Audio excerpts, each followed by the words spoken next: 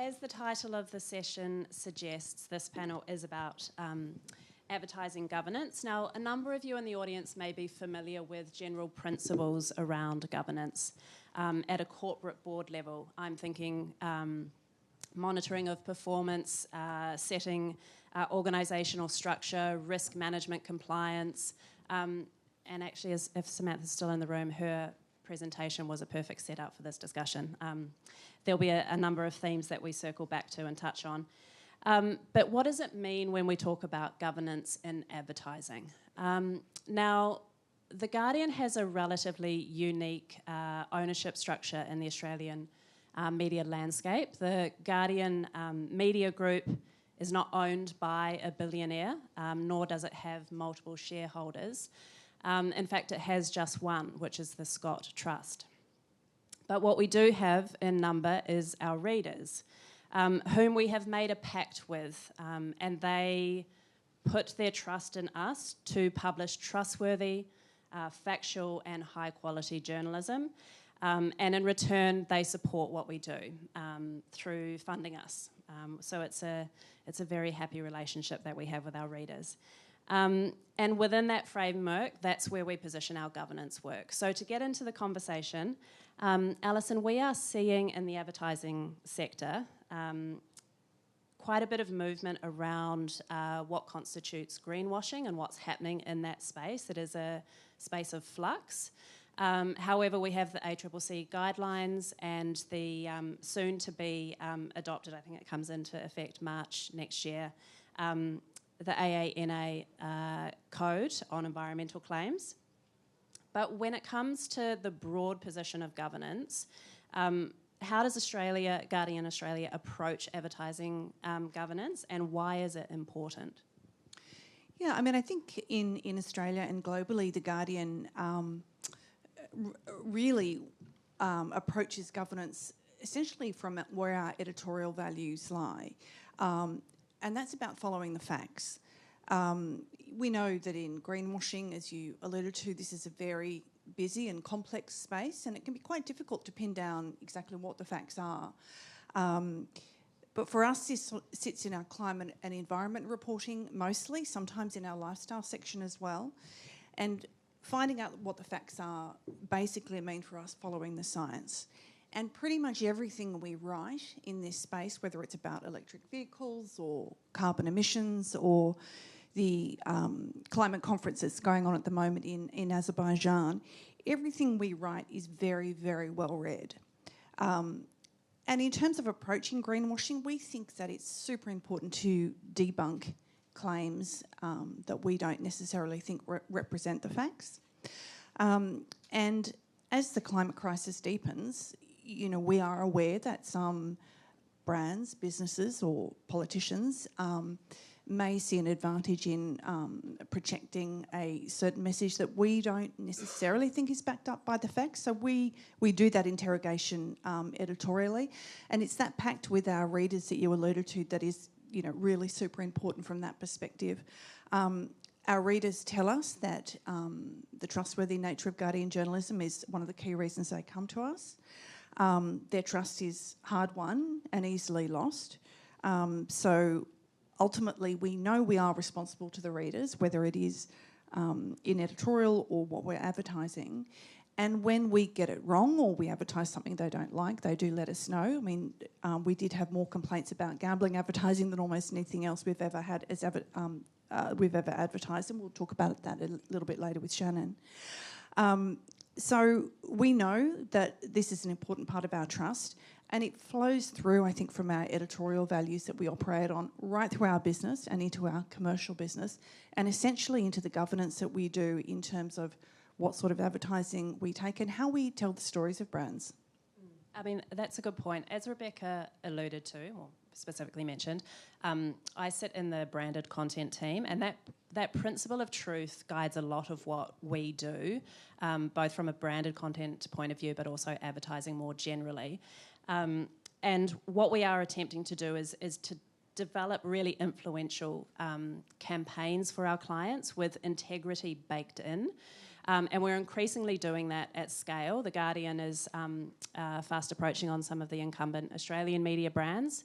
SMH, you can fact check me on that.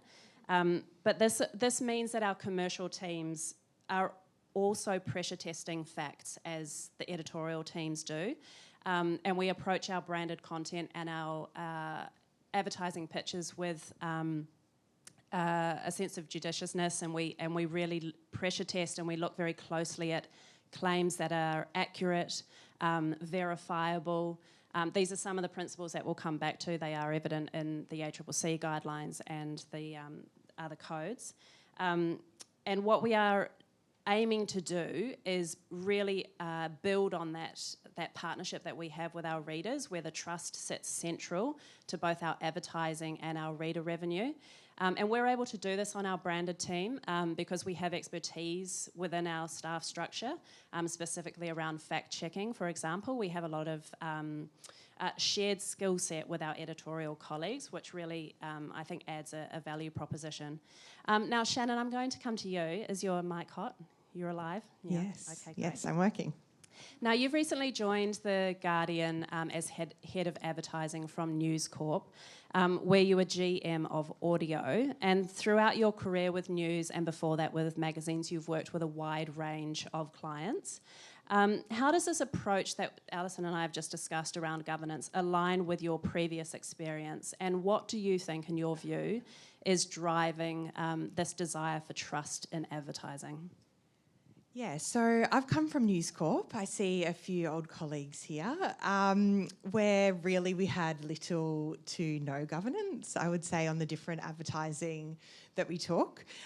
Before that, I worked at Hearst with luxury brands, where I would say the governance was more around ethics, for example, if you took advertising with fur.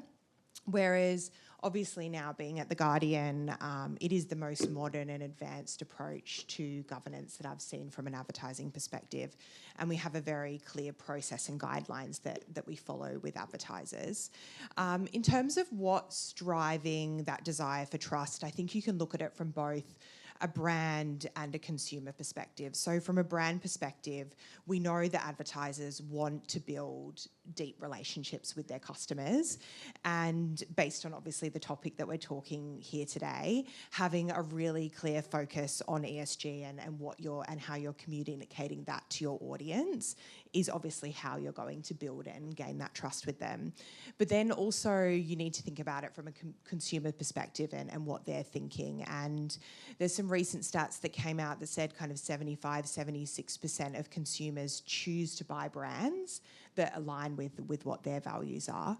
And equally that 1 in 3 choose to not buy a brand anymore because their values don't align. So if you're in a marketing team and you were thinking, what's a quick way to lose 30% of our customers? Or equally, if you went in with a strategy to your CEO of what's a way that we can definitely retain 30% of our customers from last year, that's a good way to go. But also I think another point is around consumers being time poor.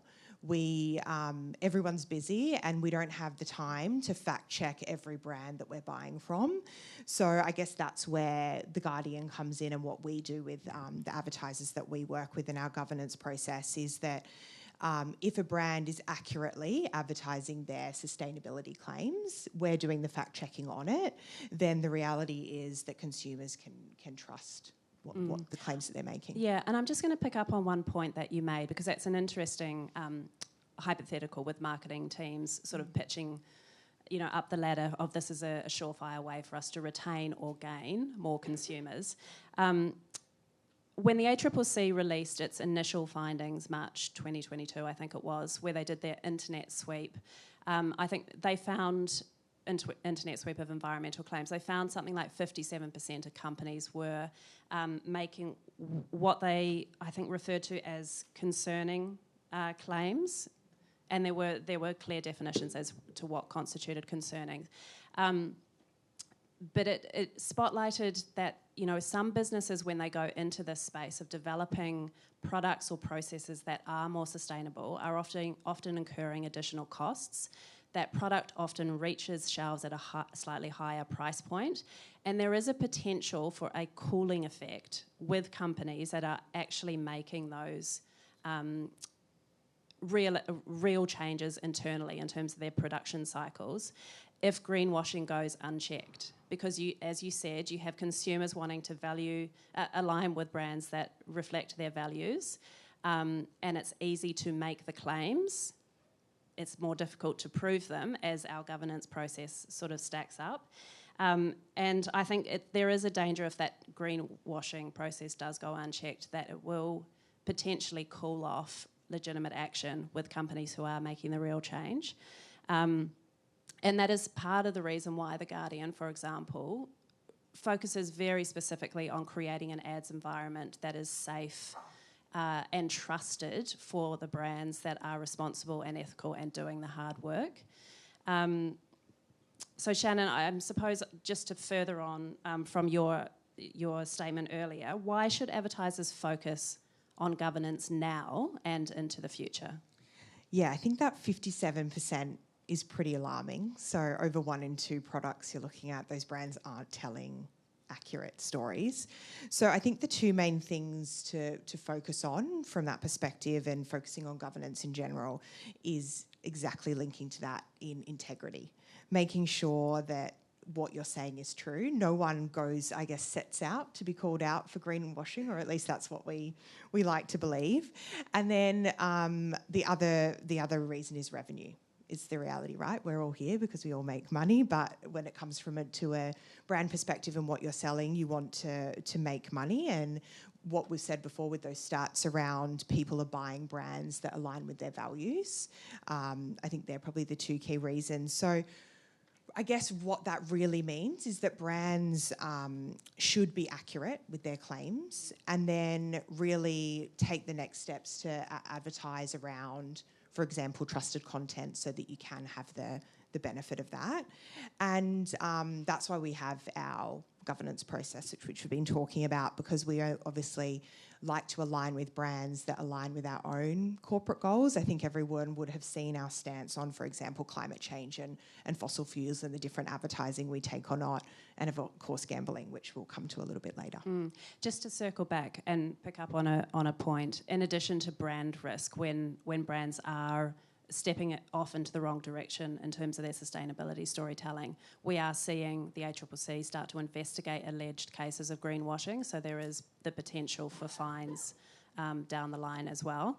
Alison, I wonder if you want to add something to Shannon's point and maybe offer some thoughts on what The Guardian is doing in this space as a corporation, as an organisation.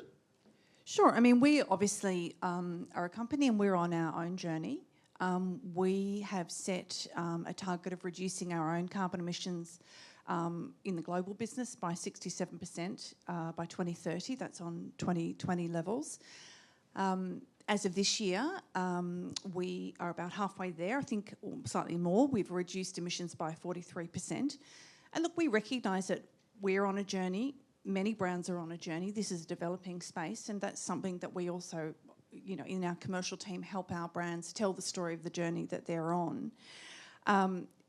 It's really a fundamental part of our DNA, addressing the climate crisis. It's obviously one of our key editorial pillars. And in terms of the advertising that we don't take, people here might know that in 2020 we banned all ads from fossil fuel extractors. That was obviously a really significant decision for us, and it did have some revenue implications, but in terms of why we took it at the time, the global CEO talked about the decades-long effort by people in that industry to prevent a meaningful action on climate change. So our decision not to take any advertising from fossil fuel extractors was based in our position on the climate, which runs deeply through our editorial process. And so we, as a business, are living those values by addressing our own climate emissions. And I think, following the science is obviously fundamental to what, we do in the editorial side of the business, but it really does flow through right into our commercial business as well. I might just call on the AV tech, if possible, to flick back to the first slide. Shannon, I just want to dwell on... beautiful, thank you. Dwell on the fact that we are seeing at The Guardian an increase in advertising campaigns that are looking at purpose.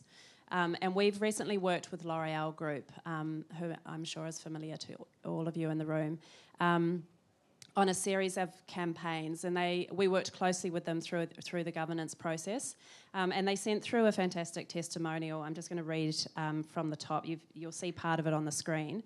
At L'Oreal Group, trust is the foundation of our relationships with consumers. Our sense of purpose, people and planet campaign reflects our deep commitment to sustainability and social responsibility, and communicating these efforts transparently is paramount. The Guardian's rigorous ad governance process has been a valuable partner in this endeavour. Through their review of our campaign claims, particularly regarding environmental and social impact, ensured accuracy and accountability. This collaborative approach fostered a strong working relationship built on mutual respect and a shared commitment to truthful advertising. And it goes on. Sounds glowing, doesn't it? But what I want to touch on, because it is a good testimonial, what is the value, Shannon, for advertisers getting it right in this space? Yeah, it is a great testimonial. I feel like we should be very proud of the work that we've done with them. But I guess when it comes to getting it right, with consumerism, we know that the market is very saturated, but a brand, as we can tell by this L'Oreal testimonial, that tells a genuine story and gets that message right will come out ahead. They'll have the deeper relationships with their customers. They will benefit from a revenue perspective. And for us, it's been a huge pride for us to go along on those ESG journeys with our customers and support them through it. And the great results that they get from working with us is testament to why they come back again and again and want to work with us in telling those stories. And just for everyone in the room, I mean, it might seem like the governance process is relatively opaque at the moment, but I'll just dwell for a moment and step you through exactly what we do. Could we flick through to the next slide? I've just summarised it briefly. The process starts with our sales team speaking with clients and talking them through some of the broad spaces in which we work as a governance group. And then more pointedly, when the branded content, whom I work with, will respond to a campaign, and we keep in mind that piece around accuracy and transparency whilst we're developing campaign ideas. And then once the campaign is up and live, we are fact-checking for accuracy and verifying all the claims as we go through.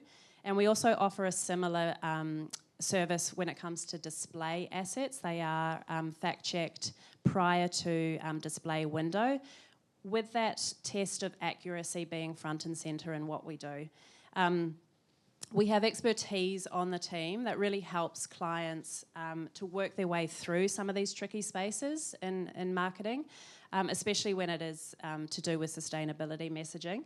And we offer this governance process because we know it's valuable for brands for all the reasons that we've just outlined, but also because it sets The Guardian apart in the media landscape. And we're also doing it, as a service to the Guardian brand as well. So, Alison, you're a member of the governance group, yet you sit in the editorial team. Can you explain a little as to how your role perhaps differs from the commercial members in that space? Sure, yeah, of course. I mean, yes, I do sit in the governance team, and we meet every week, and I really like it. It's our half hour on Friday morning. We have our nice Friday catch-ups, we do. Don't we? Look, I think my role essentially is to ask a lot of questions. I mean, as I mentioned earlier, this greenwashing space is quite a difficult space to navigate. One of the things we try to make clear to our readers or to the brands that we're working with is establish that position between fact and fiction, and action is really key for us. Everybody in this room who has an ESG policy would know that the easy part is setting the targets or the goals. The more difficult part is achieving them. And one of the things that we do is we will perhaps look at what action has been taken if a brand that the commercial team is working with wants to include that in their messaging. And from my perspective, I ask a lot of journalistic questions. You know, what does their sustainability report say? Is there an independent interviewee who we could get to give us a take on what the story is? I mean, I have 30 years of journalism. We obviously have a lot of in-house experts, and that, you know, I talk to them all the time, and that can help us navigating that. And obviously the team you lead, Nicola, creates really powerful stories that are authentic. And I think our readers are really educated. They're very engaged in this space, and that authentic messaging is obviously really important to them. And they do call out things that they see that they don't agree with, whether it's in the editorial space or in the advertising space.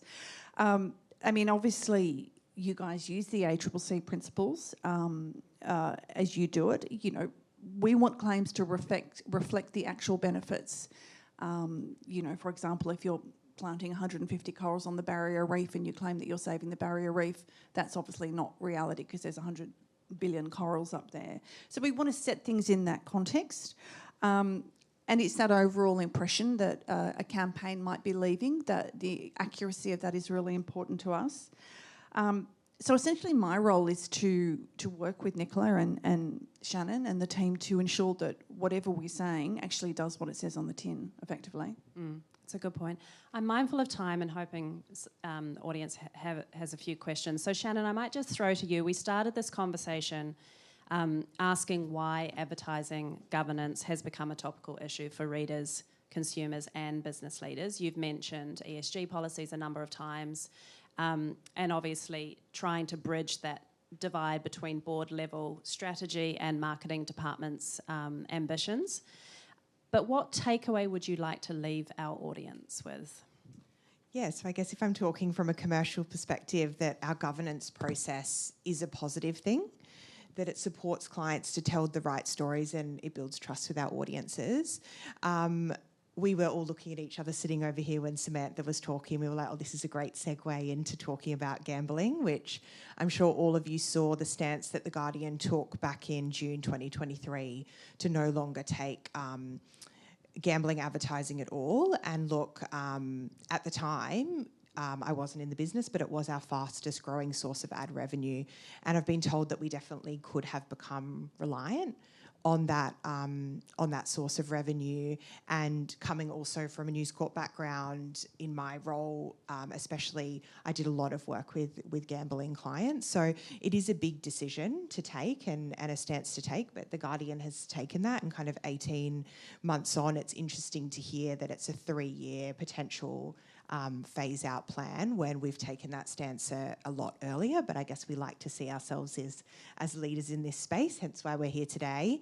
And we actually saw an uptick in reader revenue off the back of stopping taking gambling advertising. So it is that constant balance of what we do from a commercial perspective and how that aligns with what we give our readers as well. So I guess, yeah, the final message I would say is don't be afraid to talk about ESG. So set your goals and talk about it in your advertising, because as we've talked about as well, purchase decisions are being made based on those morals and those ethics. So if you have those very clear, you'll only see an upside from there. Thank you.